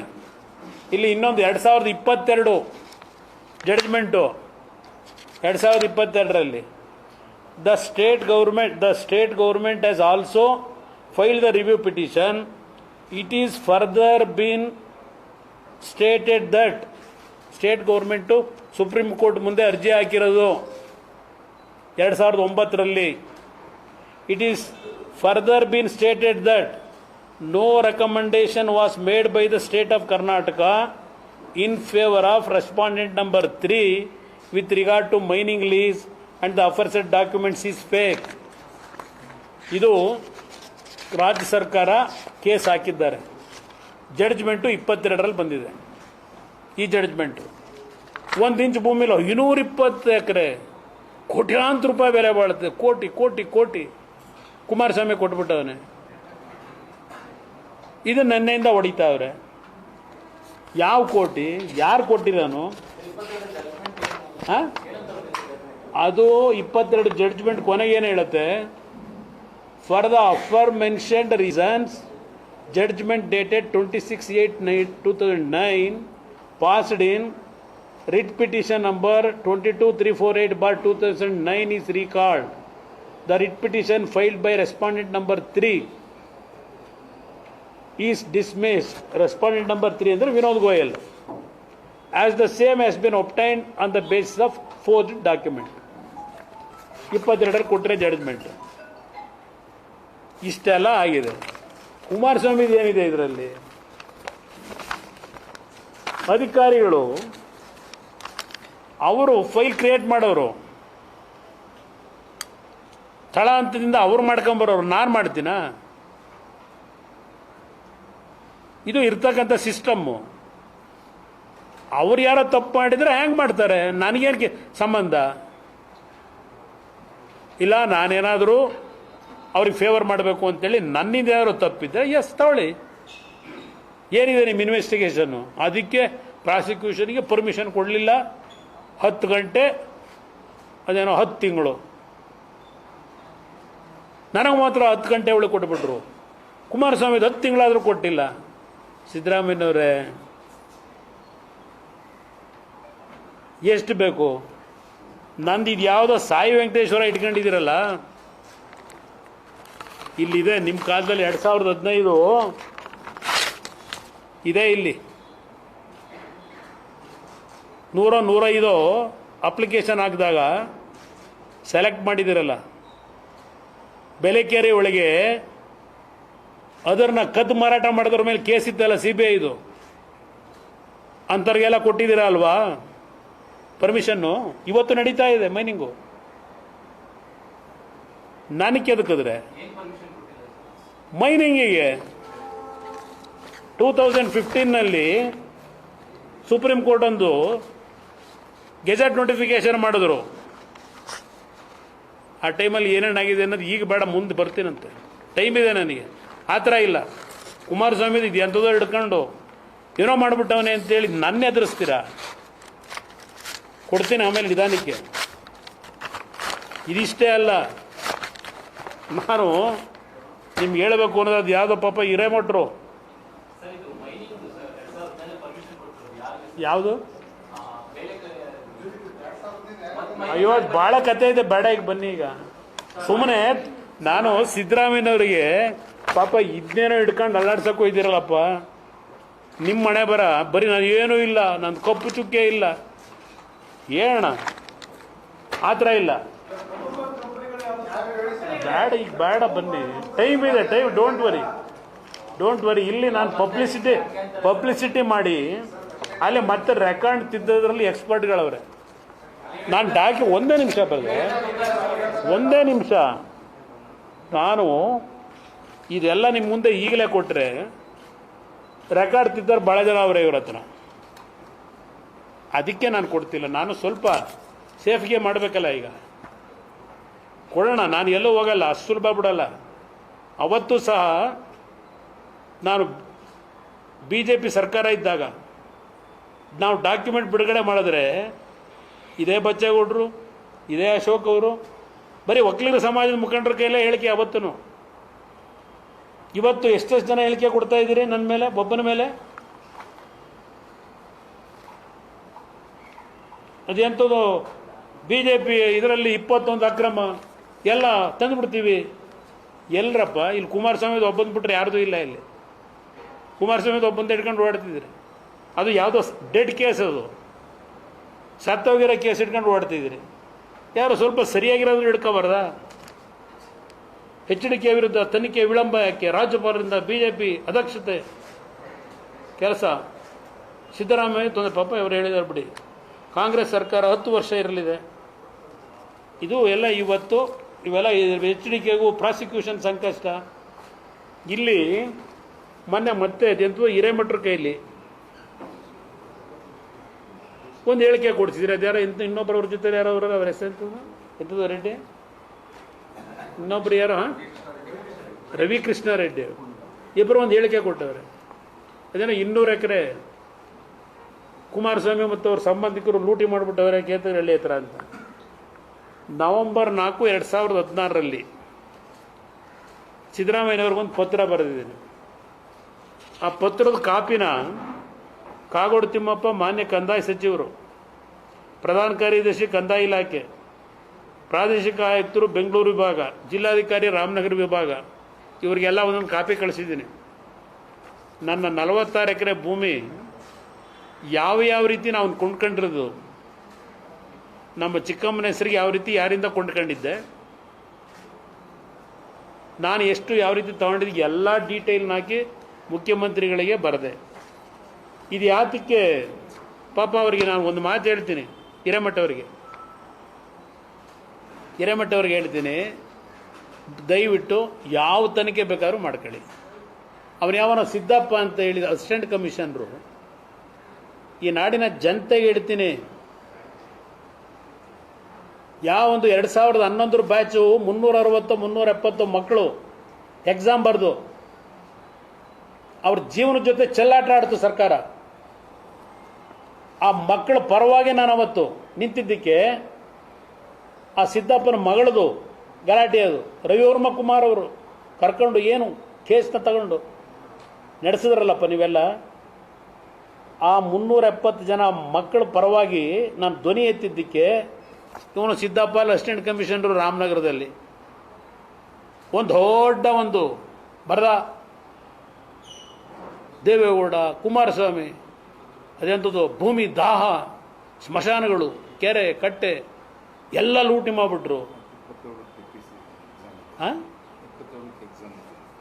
ಈಗಲ ಅದೊಂದು KPSC, ಇದೊಂದು ಕರ್ಮಕಾಂಡ. ಈಗ ಅವ್ಯಾವ 3 ಜನ ದುಡ್ಡು ಮಾಡೋಕ್ಕೆ ರಿಟೈರ್ ಆಯ್ತಾರಂತೆ.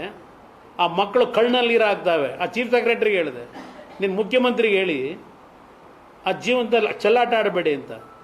ಏನೋ ಮಂಗಳವಾರಲೋ ಯಾವತ್ತೋ ಎಕ್ಸಾಮ್ ಮಾಡ್ತಾರಂತೆ. ಎಕ್ಸಾಮ್ ಅಟೆಂಡ್ ಮಾಡೋಕ್ಕೆ ಆಗ್ತಾಯಿಲ್ಲ, ಎಕ್ಸಾಮ್ ಬರೀಬೇಕು ಅಂತವ್ರಿಗೆ ಹೇಳಿದೆ ನಾನು, ಯಾಕೆ ಈ ಥರ ಮಾಡ್ತೀರಿ ಅಂತ. ಯಾರೋ 3 ಜನ ರಿಟೈರ್ ಆಗೋರಿಗೆ ದುಡ್ಡು ಮಾಡ್ಕೊಳ್ಳೋಕ್ಕೋಸ್ಕರ ಈ ತರಾತುರಿ ನಡೆಸಬೇಕಾ? ಅವತ್ತು ಆ ಸಿದ್ದಪ್ಪನ ಮಗಳ ವಿಷಯದಲ್ಲಿ ನಾನು ಆ 370 ಮಕ್ಕಳ ಪರವಾಗಿ ಹೋರಾಟ ಮಾಡಿದ್ದಕ್ಕೆ ನನ್ನ ಮೇಲೆ ಈ ಒಂದು ಭೂಮಿ ಕಬಳಿಕೆ, ಸಾವಿರಾರು ಕೋಟಿ, 100 ಕೋಟಿ. ಕೃಷ್ಣ ಬೈರೇಗೌಡ್ರೆ, ನಿಮ್ಮ ಚಿಕ್ಕಪ್ಪನಿಗೆ ಏನೇನು ಮಾಡ್ತಾ ಇದ್ದೀರಿ ಗೊತ್ತಿದೆ, ಡಾಕ್ಯುಮೆಂಟ್ ಇದೆ.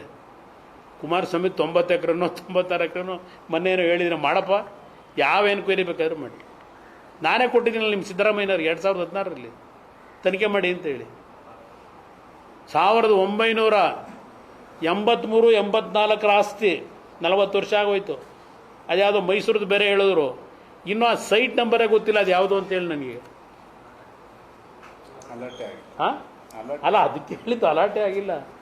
ಏನೇನು ನಡೆಸ್ತಿದ್ರಿ ಇಲ್ಲಿ? ನಾನೇ ಮುಖ್ಯಮಂತ್ರಿಗಳು ಪತ್ರ ಬರೆದಿದ್ದೀನಿ, ತನಿಖೆ ಮಾಡಿ. ಯಾವ ತನಿಖೆ ಬೇಕಾದ್ರೂ ಮಾಡ್ಕೊಳ್ಳಿ ಕೇತನ್ ಹೇಳಿಗೆ ಬಂದು. ಹಾಂ, ಇದು ನವೆಂಬರ್ 4, 2016.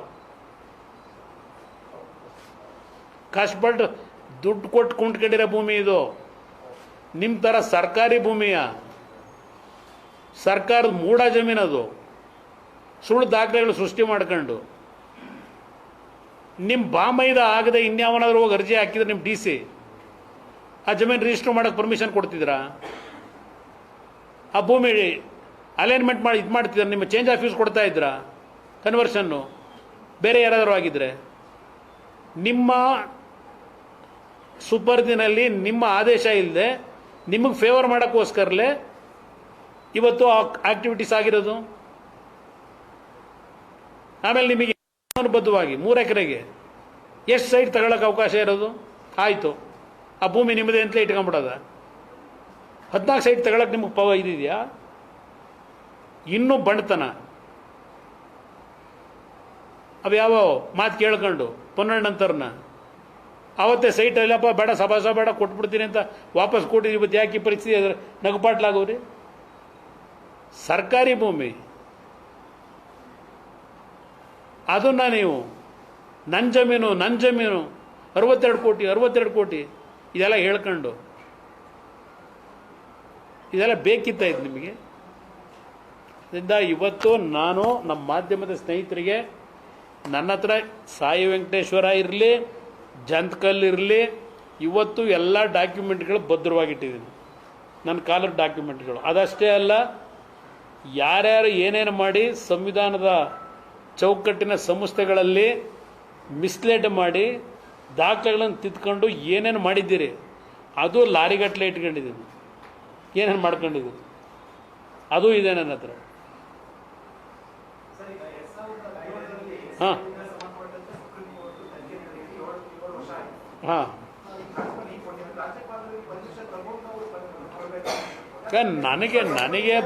ನನಗೆ ಬ್ರದರ್ ರಾಜ್ಯಪಾಲರದು ಪರ್ಮಿಷನ್ಗೆ ಯಾಕೆ ಅರ್ಜಿ ಹಾಕೊಂಡ್ರು? ಈಗ ತನಿಖೆ SIT ಅವರು ಎಷ್ಟು ದಿವಸ ಬೇಕಿ ತನಿಖೆ ಮಾಡೋಕ್ಕಿದು? ನಾನು ಕೇಳೋದು SITಗೆ 2014 ನಾನು ಕೋರ್ಟ್ ಮುಂದೆ ಹೋಗಿದ್ದು. 2016 ಇವ್ರು ಇಂಟರ್ಫಿಯರ್ ಆದರೂ SIT ತನಿಖೆ ಮಾಡ್ತೀವಿ ಅಂತ. ಇದೇನಿದೆ ಇದರಲ್ಲಿ? ರೆಕಾರ್ಡ್ ನೋಡಿ ತೀರ್ಮಾನ ತಗೊಳ್ಳೋದಕ್ಕೆ. ನನ್ನ ಹತ್ರ ಬಂದು ನನ್ನ ಹ್ಯಾಂಡ್ ರೈಟಿಂಗು ತಗೊಂಡೋಗೋರೆ,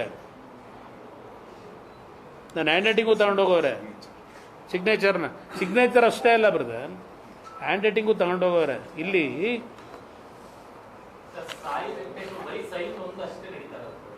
ಯಾವ ಏನು ಹಾಂ ಅದೇ ಈಗ ಅವರಿಗೆ ತೀರ್ಮಾನ ಮಾಡಬೇಕಾಗಿರೋದಲ್ವಾ?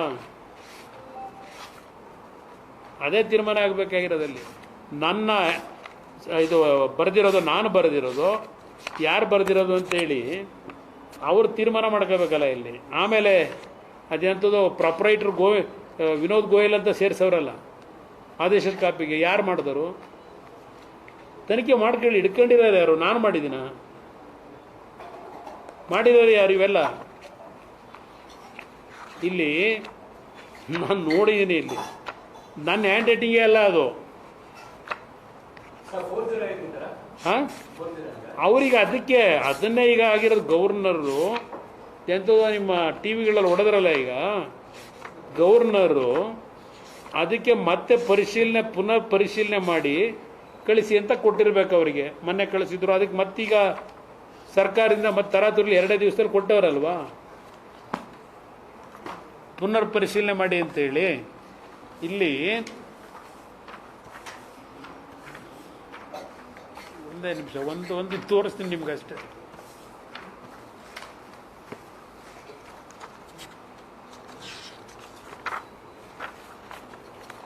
ಇದು ನನ್ನ ಆದೇಶ,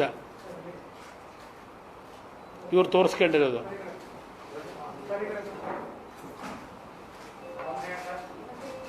ಇಲ್ಲಿ ಏನಿದೆ, ಇಲ್ಲಿ ಸಾಯಿ ವೆಂಕಟೇಶ್ವರ ಅಂತ, ಅದು ನನ್ನ ಹ್ಯಾಂಡ್ ರೈಟಿಂಗೇ ಅಲ್ಲ. ಅದು ಯಾವ ಇಂಟರ್ನ್ಯಾಷನಲ್ FSL ಕಳಿಸ್ಕೊಂಡು ತನಿಖೆ ಮಾಡ್ಕೊಳ್ರಪ್ಪ, ಎಲ್ಲಿ ಬೇಕಾದ್ರೂ ತನಿಖೆ ಮಾಡ್ಕೊಳ್ಳಿ. ಇದು ಯಾರು ಬರದಾನೆ ಅವನು? ಇದು 6/10/2007. ಇದು ನನ್ನ ಸೈನ್ ಇದೇ ಅಲ್ಲ, ನನ್ನ ಹ್ಯಾಂಡ್ ರೈಟಿಂಗೇ ಅಲ್ಲ. ಯಾವನು ಬರ್ಕೊಂಡವನು? ಇದರಿಂದ ಇದೆಲ್ಲ ಭಾಳ ಇಶ್ಯೂಗಳಿದೆ. ಇದು ಭೂಮಿನೇ ಕೊಟ್ಟಿಲ್ಲ, ಇನ್ನೂ ದೊಡ್ಡ ಫ್ರಾಡ್ ಅಂತ ಆಲ್ರೆಡಿ ಪ್ರೂವ್ ಆಗಿದೆ. ಇದನ್ನು ಫ್ರಾಡ್ ಮಾಡಿಲ್ಲ ಅನ್ನೋದು ಯಾವ ಗ್ಯಾರಂಟಿ? ಇಷ್ಟೆಲ್ಲ ಮಾಡಿರೋರು ಯಾರ್ಯಾರು ಸೇರ್ಕೊಂಡವ್ರು ಇದರಲ್ಲಿ? ಯಾಕೊಬ್ಬ ಅಧಿಕಾರಿ ಅಕೌಂಟ್ಗೆ 20 ಲಕ್ಷ ಹೋಯ್ತಾಗ ಇವನಿಂದ? ಇದೆಲ್ಲ ಪ್ರೋಸೆಸ್ ಆದಾಗ ಇದಕ್ಕೆ ನಾನು ಪಾತ್ರನಾ? ಅದಕ್ಕೆ ಜೈಲಿಗೆ ಹೋಗಿ ಬಂದಾಗಿದೆ ಅವ್ರು. ಬನ್ನಿ, ಅವರಲ್ಲ, ಜಯಚಂದ್ರ ಅಲ್ಲ, 20 ಅದು ನಾವು ಅದೆಲ್ಲ ತೆಗೆದಿದ್ದಕ್ಕೆ ನಾನು ಸದ್ಯ ಬಚಾವಾದೆ. ನಾನು ಯಾಕೆ ಕಳಿಸ್ದೆ? ಅವ್ರು ಮಾಡ್ಕೋಬೇಕು, ಅವ್ರು ತೀರ್ಮಾನ ಮಾಡ್ಕೊಳ್ಳಿ, ನನಗೇನು ಸಂಬಂಧ ಇಲ್ಲ. FSLಗಾದರೂ ಕಳಿಸ್ಕೊಳ್ಳಿ, ಏನಾದರೂ ಕಳಿಸ್ಕೊಂಡು ಗವರ್ನರ್ ಹತ್ರ ಪರ್ಮಿಷನ್ನು ತಗೊಳ್ಳಿ. ಪಾಪ ಗವರ್ನರ್ ಯಾತಿಗೆ ಬೈತೀರಿ? ತಪ್ಪು ನೀವು ಇಟ್ಕೊಂಡಿದ್ದೀರಿ, ಅಲ್ಲಿ ತಪ್ಪು ನೀವು ಮಾಡ್ಕೊಂಡು ಗವರ್ನರ್ ಯಾಕೆ ಹೇಳ್ತೀರಿ? ಕೇಂದ್ರ ಸರ್ಕಾರ ಯಾಕೆ ಹೇಳ್ತೀರಿ? ಮಾಡ್ಕೊಂಡ್ರೆ ತಪ್ಪು ನೀವು. ಅವ್ರಿಗಿರೋದೇ ನಂದಲ್ಲ ಭಯ, ಇನ್ಯಾರು ಮಾತಾಡ್ತಾರೆ? ಇವೆಲ್ಲ ದಾಖಲೆ ಸಮೇತ ಇನ್ಯಾರು ಮಾಡೋಕ್ಕೆ ಸಾಧ್ಯ? ಕೋರ್ಟ್ ಆದೇಶಗಳನ್ನೂ ಇಲ್ಲಿ ಹೇಳ್ತಾ ಇದ್ದೀನಿ. ಇದ್ರದ್ದು ಏನಾಗಿದೆ? ಸಾಯಿ ವೆಂಕಟೇಶ್ವರ ಏನು ಮಾಡೋಕ್ಕೆ ಸಾಧ್ಯ ನನ್ನ ಮೇಲೆ? ಇವರು ಅಧಿಕಾರಿಗಳು ಫೈಲನ್ನು ಪುನಃ ಮಾಡಿದ್ರು ಅಂತ ಹೇಳಿದ್ರಿ. ಮುಖ್ಯಮಂತ್ರಿಗಳ ಗಮನಕ್ಕೆ ಬಂದಿರಲಿಲ್ಲ ಅಂತ ಒಂದು ಪ್ರಶ್ನೆ. ಯಾವುದು? ಈಗ ನೀವು ಹೇಳಿದ ಅಧಿಕಾರಿಗಳೇ ಫೈಲನ್ನು ಪುನಃ ಬಂದು ಹಾಂ ಮಿಸ್ಲೀಡ್ ಮಾಡಿದ್ರು. ನೋಡಿ, ಇದು ನಾನು ಹೇಳ್ತಾ ಇರೋದು ಸರ್ಕಾರದ ಆಡಳಿತಾತ್ಮಕವಾದಂಥ ಪ್ರೋಸೆಸ್ ಹೇಗೆ ನಡೆಯುತ್ತೆ ಅಂತ ಹೇಳ್ತಾ ಇದ್ದೀನಿ. ಪ್ರತಿಯೊಂದು ಫೈಲ್ಗಳನ್ನು, ಖಂಡಿಕೆಗಳನ್ನು ತಳ ಹಂತದಿಂದ ಪ್ರಿಪೇರ್ ಮಾಡ್ಕೊಂಡು ಬರ್ತಾರೆ. ಆಯಿತಾ? ಈಗ ಈ ಜಂತ್ಕಲ್ನಲ್ಲಿ ವಿಷಯದಲ್ಲೇ ನಾನೇನೋ ಒತ್ತಡ ಹಾಕಿ ಅವಾಗೇನೋ ಮಿನರಲ್ಸ್ ಕೊಡೋಕ್ಕೆ ಹೇಳಿದ್ದೆ, ಒತ್ತಡ ಆಗ್ತದೆ ಅಂತೇಳಿ ಬರ್ಕೊಂಡಿದ್ರು ಫೈಲಲ್ಲಿ. ಆ ಫೈಲ್ ನನ್ನ ಮುಂದಕ್ಕೆ ಬಂದಿಲ್ಲ, ಅದು ಫೈಲೇ ಬಂದಿಲ್ಲ ನನ್ನ ಹತ್ರ. ನಾನೇನಾದರೂ ಒತ್ತಡ ಹಾಕಿದರೆ, ನಾನು ಒತ್ತಡ ಕಾನೂನು ಬಾಹಿರವಾಗಿ ಮಾಡಬೇಕು ಅಂತ ಹೇಳಿದರೆ, ನಿಮ್ಮ IAS ಅಧಿಕಾರಿಗಳಿಗೆ ಕಾನೂನು ಇರೋದೇನು? ಅವರಿಗೆ ಪಾಠ ಹೇಳ್ಕೊಡ್ತಾರಲ್ಲ ಅಲ್ಲೆಲ್ಲೋ ಡ್ಯಾರಡೂನಲ್ಲಿ ಕೆಲಸಕ್ಕೆ ಸೇರಬೇಕಾದ್ರೆ. ಯಾವುದಾದ್ರೂ ಅಧಿಕಾರದಲ್ಲಿರ್ತಕ್ಕಂಥ ಮಂತ್ರಿನೋ ಮುಖ್ಯಮಂತ್ರಿನೋ ಕಾನೂನು ಬಾಹಿರವಾಗಿ ಆದೇಶ ಮಾಡು ಅಂತೇಳಿ ಒತ್ತಾಯ ಹಾಕಿದ್ರೆ ಇಮ್ಮಿಡಿಯೇಟಾಗಿ ಚೀಫ್ ಸೆಕ್ರೆಟರಿಗೆ ಅವನು ಹೋಗಿ ರಿಪೋರ್ಟ್ ಮಾಡಬೇಕು. ಆ ಫೈಲ್ ರಿಪೋರ್ಟ್ ಹೋಗಿದೆಯಾ ಚೀಫ್ ಸೆಕ್ರೆಟರಿಗೆ? ಮುಖ್ಯಮಂತ್ರಿಗಳು ಒತ್ತಡ ಹಾಕಿ ಮಾಡಿಸಿದ್ರು ಅಂತ ಹೇಳಿ ಹೋಗಿಲ್ಲ. ನನಗೆ ವಿಷಯ ಗೊತ್ತಿಲ್ಲ. ಆಮೇಲೆ ನನ್ನ ಮೇಲೆ ಕೇಸ್ ಬಂದ ಮೇಲೆ ಇವೆಲ್ಲ ಫೈಲ್ ತೆಗೆದ ನನಗೆ ಗೊತ್ತಾಗಿದ್ದು. ಅದರಿಂದ ಇಲ್ಲಿ ಪ್ರಶ್ನೆ 2007ರ ಘಟನೆ ಇದು. ಇವತ್ತು ನಾನು ಕೇಳಿದ್ರೆ ನಾನೇನು ಹೇಳಲಿ? ನೀವು ಸಾವಿರಾರು ಫೈಲ್ ತಂದಿರ್ತಾರೆ, ಬಂದಿದೆಯೋ ಬಿಟ್ಟಿದೆಯೋ ನನಗೇನು ಗೊತ್ತು? ಅವ್ರು ತೀರ್ಮಾನ ಮಾಡ್ಕೊಳ್ಳಿ. ನಾನು 2007 ಅದನ್ನೇ ಹೇಳ್ತಾ ಇರೋದು. ಈ ಫೈಲು ನನ್ನ ಮುಂದೆ ಬಂದಿತ್ತೋ ಬಂದಿಲ್ವೋ ತನಿಖೆ ಮಾಡ್ಕೊಳ್ಳಿ ಅವರು. ಇಲ್ಲಿ ಪ್ರಶ್ನೆ ಆ ಆದೇಶ ಇದೆಯಲ್ಲ, ಆ ಆದೇಶದ ಆ ಪುಟ ನೋಡಿದ್ರೇ ಅನುಮಾನಕ್ಕೆ ಎಂಥವ್ರಿಗೂ ಎಡೆ ಮಾಡಿಕೊಡ್ತದೆ. ಇಲ್ಲಿರತಕ್ಕಂಥ ಪ್ರಶ್ನೆ ತನಿಖೆ ಮಾಡಿ ಏನಾಗಿದೆ ಅಂತ ಸತ್ಯಾಂಶ ಹೊರಗೆ ತನ್ನಿ. ಹಾಂ, ಮುಖ್ಯಮಂತ್ರಿಗಳು ಈ ಕ್ರಮವನ್ನು ಜರುಗಿಸಿದ್ದಾರೆ ಅನ್ನೋ ಅಭಿಪ್ರಾಯ ಇದೆ. ಮುಖ್ಯಮಂತ್ರಿಗಳು ಮಾಡಿಸಿದ್ರು ಅಥವಾ ಮುಖ್ಯಮಂತ್ರಿಗಳೇ ಮಾಡಿದ್ರು? ಯಾವುದು? ಅಯ್ಯೋ, ನಿಮಗೆ ಕಳೆದ 7-8 ತಿಂಗಳಿಂದ ಏನಾದರೂ ತೆಗೀರಿ ಕುಮಾರಸ್ವಾಮಿದು ಏನಿದೆ? ಡಿನೋಟಿಫಿಕೇಶನ್ ಯಾವುದಾದ್ರು ತೆಗೀರಿ, ಏನಾದ್ರು ತೆಗೀರಿ. ದಿನ ಮೀಟಿಂಗ್ ಮಾಡಿಲ್ವಾ? ನಡೀತಾ ಇದೆ. ನಾನು ಯಾವಾಗ ಈ ಸರ್ಕಾರ ಬಂದ ಮೇಲೆ ವರ್ಗಾವಣೆ ದಂಧೆಗಳು ಏನು ಪ್ರಾರಂಭ ಆಯಿತು, ಹಲವಾರು ರೀತಿಯ ಕಾನೂನು ಬಾಹಿರ ಚಟುವಟಿಕೆಗಳ ಬಗ್ಗೆ ಸರ್ಕಾರಕ್ಕೆ ನಾನು ಇರುಸು ಮುರುಸು ಮಾಡ್ತಾ ಇದ್ದೇನೆ ಅಂತಕ್ಕಂಥ ಪ್ರಾರಂಭಿಕ ಹಂತದಲ್ಲೇ ಅವರಿಗೆ ಏನು ನೋವಾಯಿತು ನನ್ನ ಬಗ್ಗೆ. ಏನಾದರೂ ಮಾಡಿ ಕುಮಾರಸ್ವಾಮಿ ಮುಗಿಸೋಕ್ಕೆ ಏನಾದರೂ ಹುಡುಕ್ರಪ್ಪ ಅಂತ ಹೇಳಿ ಎಷ್ಟು ಜನ ಬಿಟ್ಕೊಂಡಿದ್ದೀರಿ? ಮಾಡ್ತಾ ಇಲ್ವಾ? ಇದೇನು ನನ್ನೆ ಮೊನ್ನೆದಲ್ಲ ಇದು. ಯಾತಕ್ಕೆ ನೀವು ನನ್ನೊಬ್ಬನ ಮೇಲೆ ಇಷ್ಟೊಂದು ಗದಾಪ್ರಹಾರ? ನಾಡಿನ ಜನತೆಗೆ ಹೇಳ್ತೇನೆ, ಲಘುವಾಗಿ ಮಾತನಾಡಬೇಡಿ.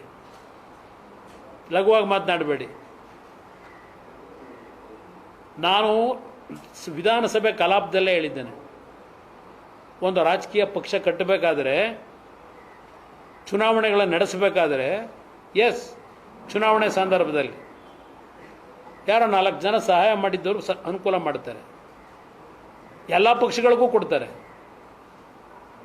ಚುನಾವಣೆ ಟೈಮ್ನಲ್ಲಿ ಪಕ್ಷದ ಸಂಘಟನೆ ಚುನಾವಣೆ ನಡೆಸಲಿಕ್ಕೆ ಹೌದು 4 ಜನದ ಥರ ಭಿಕ್ಷೆ ಬೇಡಿದ್ದೇವೆ. ಸರ್ಕಾರದ ಮುಖ್ಯಮಂತ್ರಿಯಾಗಿ ಇವತ್ತು ಕೇಂದ್ರದಲ್ಲಿ ಮಂತ್ರಿ ಇದ್ದೇನೆ. ಯಾವುದೇ ಕಡತಗಳನ್ನು ನಾನು ಮಾರಾಟಕ್ಕಿಟ್ಟಿಲ್ಲ ನಿಮ್ಮ ಥರ.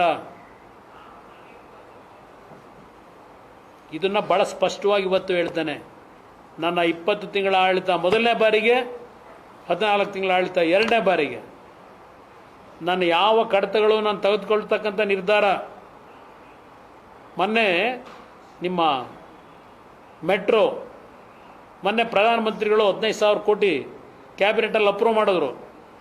JP ನಗರದಿಂದ ಕರಿಸಂದ್ರಕ್ಕೂ ಯಾವುದೋ ಕೆಂಪನಹಳ್ಳಿ ಯಾವುದೋ ಇದಕ್ಕೆ ಮತ್ತು ಮಾಗಡಿ ರೋಡಿಂದು. ಅದರಲ್ಲಿ ನೋಟಲ್ಲಿದೆ, ಕ್ಯಾಬಿನೆಟ್ ನೋಟಲ್ಲಿ 2006 ಮೊದಲನೇ 19 ಕಿಲೋಮೀಟ್ರಿಗೆ ಆದೇಶ ಮಾಡಿದ್ನಲ್ಲ ಅವತ್ತು ಮುಖ್ಯಮಂತ್ರಿಯಾಗಿ. ಅವನು ಯಾವನ ಕಾಂಟ್ರಾಕ್ಟ್ರು ಅಂತ ಇವತ್ತಿನವರೆಗೂ ಅವನ ಮುಖ ನೋಡಿಲ್ಲ ನಾನು. ಆ ರೀತಿ ಅಧಿಕಾರ ನಡೆಸಿರೋನು. ಏನ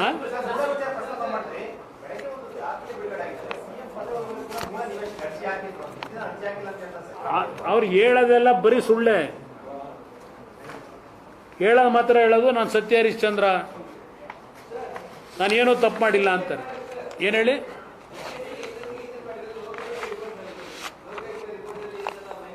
ಲೋಕಾಯುಕ್ತ ರಿಪೋರ್ಟಲ್ಲಿ ಅವರ ಒರಿಜಿನಲ್ ಲೋಕಾಯುಕ್ತ ರಿಪೋರ್ಟ್ ಇದೆಯಲ್ಲ, ಏನಿದೆ ಅದ್ರಲ್ಲಿ ನನ್ನ ಮೇಲೆ? ನಾನು ದುಡ್ಡು ತಗೊಂಡಿದ್ದೀನಿ ಅಂತ ಇದೆಯಾ? ಏನಿದೆ ನನ್ನ ಮೇಲೆ? ಅವ್ರು ಏನು ಫೈಂಡಿಂಗ್ ಕೊಟ್ಟರು? ಓದಿ ಸ್ವಲ್ಪ. ಯಾರು? ಅವ್ರನ್ನ ಕೇಳಿ, ನನಗೆ ಕೇಳಿದ್ರೆ ನಾನೇನು ಹೇಳಿ?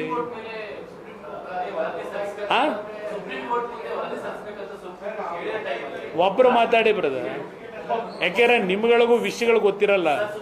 ತಿಳ್ಕೊಳ್ಳಿ, ತೊಂದ್ರೆ ಇಲ್ಲ.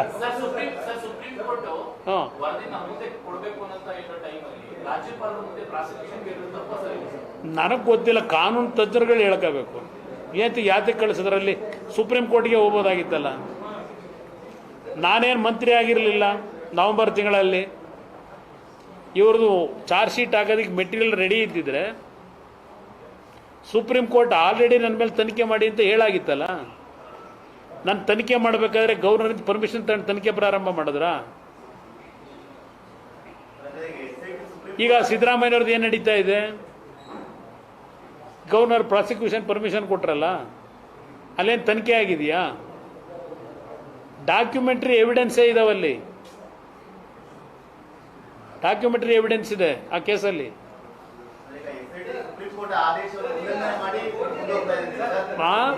ಏನಣ್ಣ? ನಾನು ಹೇಳೋದಲ್ಲ, ಅವರೇ ಹೇಳ್ತಾ ಇರೋದು.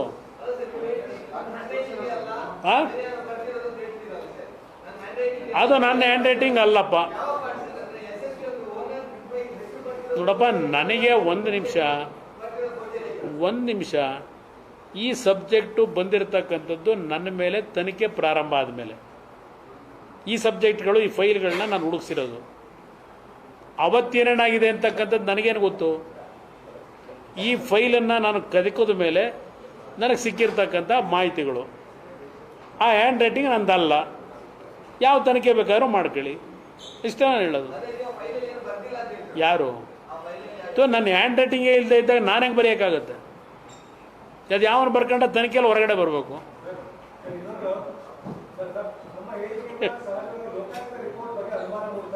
ಹಾಂ, ಏನು ಹೇಳಿ?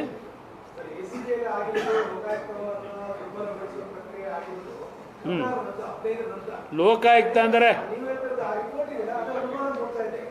ಒಂದು ನಿಮಿಷ ಬ್ರದರ್, ನಮ್ಮ ರಿಪೋರ್ಟ್ ಇದೆಯಲ್ಲ, ಹಿಂದೆ ಸಂತೋಷ್ ಹೆಗ್ಡೆ ಅವರು ಕೊಟ್ಟಿರೋ ರಿಪೋರ್ಟ್, ಅದು ಭಾಸ್ಕರ್ ರಾವ್ ಕೊಟ್ಟಿರೋ ರಿಪೋರ್ಟ್ ಅಲ್ಲ. ಅದು ಹಿಂದೆ ನಾವೇನು ಲೋಕಾಯುಕ್ತ ಕೊಟ್ಟಿದ್ದು ನಾನು CM ಇದ್ದಾಗಲೇ, ಆ ಕಾಲದಲ್ಲಿ ಅವ್ರು ಕೊಟ್ಟಿರೋ ರಿಪೋರ್ಟ್ ಅದು 2010-11ರಲ್ಲಿ ಸಂತೋಷ್ ಹೆಗ್ಡೆ ಅವರು, ಭಾಸ್ಕರ್ ರಾವ್ ಕೊಟ್ಟಿರೋ ರಿಪೋರ್ಟ್ ಅಲ್ಲ. Anymore actually you want clarification?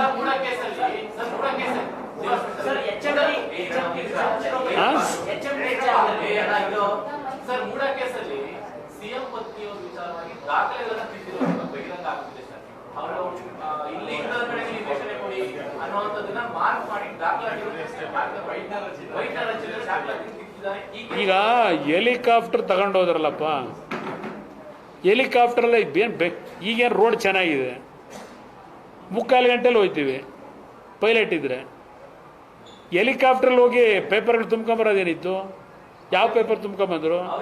ಯಾವ ಪೇಪರ್ಗೆ ವೈಟ್ನರ್ ಹಾಕೊಂಡವ್ರೆ? ಈಗ ನಿಮಗೆಲ್ಲ ಸಿಗ್ತಾ ಇದೆಯಲ್ಲ ವೈಟ್ನರ್ದು. ಎಷ್ಟು ಸುಳ್ಳು ಹೇಳ್ಕೊಂಬಂದವ್ರೆ ಡೇ 1ಇಂದ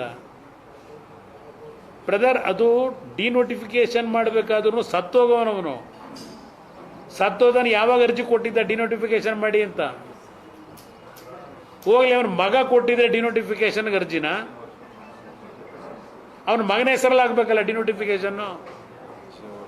ಡಿನೋಟಿಫಿಕೇಶನ್ ಆಗಿರೋದು ನಿಂಗನ ಹೆಸರಿನಲ್ಲೇ ಆಗಿರೋದು.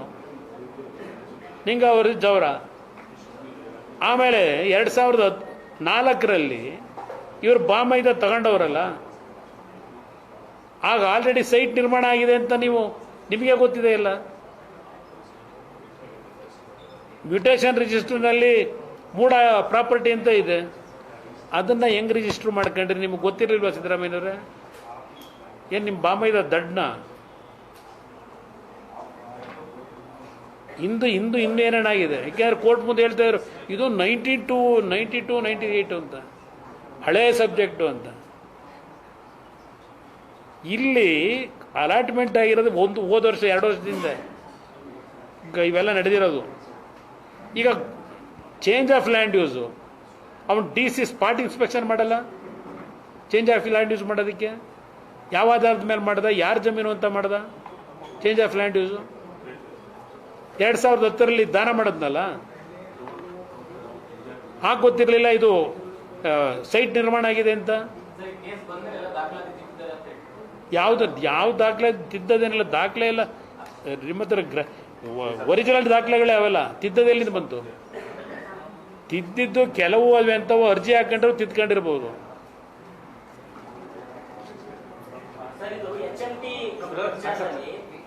ಭಾಳ ಬೇಡ, ಈಗ ಬೇಡ, ಮುಂದಕ್ಕೆ ಇನ್ನೂ ಮಾತಾಡೋದಲ್ಲ. HMT ತಲೆ ಕೆಡಿಸ್ಕೊತೀನಿ. ಯಾವುದಕ್ಕೆ ಬ್ರದರ್? ಯಾವುದಕ್ಕೆ ಲೀಗಲ್ ಫೈಟ್ ಹೇಳಿ? ಏನು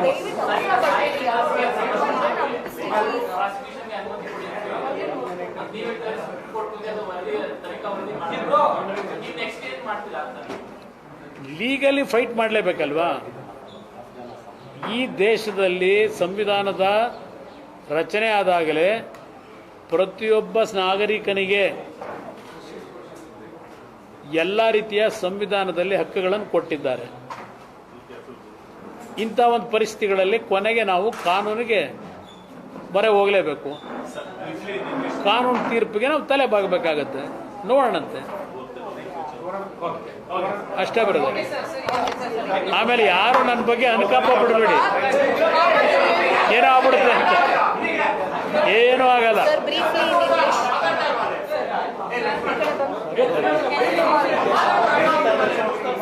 ಈ ಕಡೆ ಬಂದ್ಬಿಟ್ಟು ಸ್ವಲ್ಪ ಈಸಿ ಆಗುತ್ತೆ.